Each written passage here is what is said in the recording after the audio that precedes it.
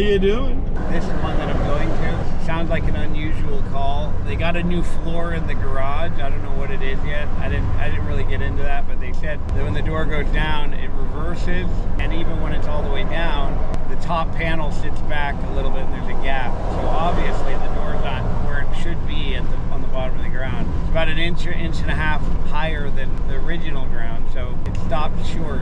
It's not all the way down, so I'm gonna have to either, if I could, adjust the top fixtures or lower them.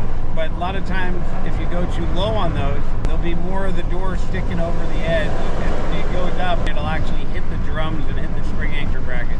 So I may have to redo the track and cut the track down and then rehang everything. And it'll cost more money. So anyway, we'll see when we get there. This is like an unusual call. A lot of you guys call up and you always wonder what's the typical call, and I tell you guys spring changes and resetting cables and all that stuff. But you get all kinds of calls. You get more of one than the other, but you also get weird stuff like this. So no matter what it is, it'll be easy. So anyway, I'll be back at you when I get to the job. Howdy. Sorry I'm late. No worries. Yeah, some guy kept talking. It's literally right down there, halfway down. The last 20 minutes. I would have been early. No worries. Yeah. So they put in this new garage door because it was all cracked and whatnot. This thing? There we go. It stops, like, it won't close over. And that's because you poured a new concrete driveway? Poured new concrete. Okay, yeah. Yeah, that's a lot, actually. The door is going to be overlapping the top, and it's going to cut into, even if I push this forward, it's going to be up near that shaft. Normally, you only have one track. You have these double low headroom track, and the only way to do this now is I'd have to take the arm off, take these all off, and then push the panel forward. But when I do that, it's going to overlap. I'd have to measure everything out, but it's going to be too close to the shaft here. It's like right now you have the wrong size door in here. I mean, you could still overlap it, but when you overlap this particular door, you cut into the head space, which you already don't have any. That's why these cables and all that are on the outside. They use this double zero clearance track. If I were to come measure this, I wouldn't order this size door, especially on steel. If you got a wood door, I can scribe the bottom and I can cut the top, and then I make the door shorter again, and then it would work. But on a steel door, you can't. Well, I will do whatever to make it right. So Now let me measure it out and see how much it really is overlapping. Okay, the lady just called me. The door I went out on the estimate for, she ended up calling her concrete guy. It all happened because the concrete guy poured the concrete too high in the garage. The door sat with a gap in the top panel. And I guess he ran out there and he cut a big groove in the concrete and put some drainage there or whatever. So now she wants me to still come out, change the rubber, and there's a noise on her door she wants me to fix. So see, even the ones that I don't get, they still call me back to do the other part. So we'll see when I get there. I didn't wear my vest today, so I got to kind of hold this thing up. When I rang the doorbell, I didn't get it. I'm going to pick up the rubber right now, and I'll show you when I get over here to Home Depot. I'll show you the old rubber that I took out. Okay, here I'm at Home Depot here. That's the dirty rubber she wants changed. See the end? It looks like the letter T. This is why it's called the T channel. They have ones that are round, so that's why you got to check to see which kind they have. Okay, there's the rubber. Astragal or rubber, whatever you want to call it. It was $11 and something for a 9-foot piece. So I just slide it on and I cut off the excess. That is it. Oh, look at these little ducks. Oh, this lady's gonna run them over. Look at that. Look at them little guys. I hope nobody runs those little ones over. They're so funny looking.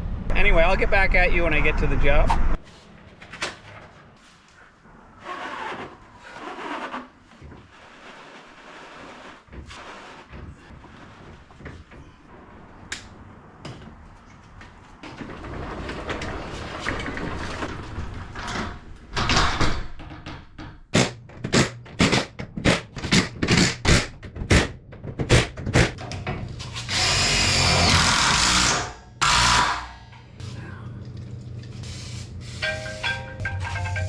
All done. Really? Come on in, you want to look at it? Yeah. Or hear it? Yeah. Oh, no noise. What do you mean? It made a noise at that point? I mustache the door.